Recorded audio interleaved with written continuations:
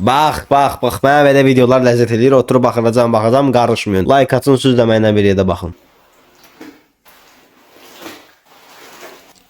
Ləzzət eləyir, bunu yuyucu təmizləyəcək.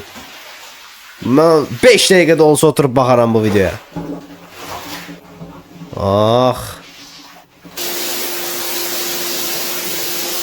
Ləzzətlidir. Konkret ləzzətlidir.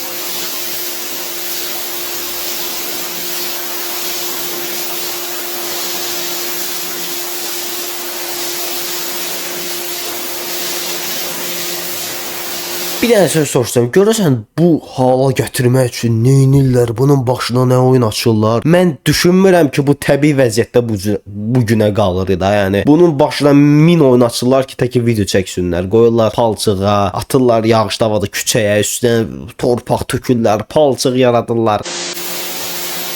Bir dənə deyəm. Ən gözəl yerləri. Şampun əndərir. Amma bu videolar milyonlar izlənir də, yəni dəyər məncə bu qədər paraşokun suyazada işlədirlər hamısına. Verdikləri pulun hamısı dəyər. Çünki adamlar oradan qazanırlar izlənmədən. Nəysə sizlər də like atın, kanala abunə olun. Öpürəm sizi.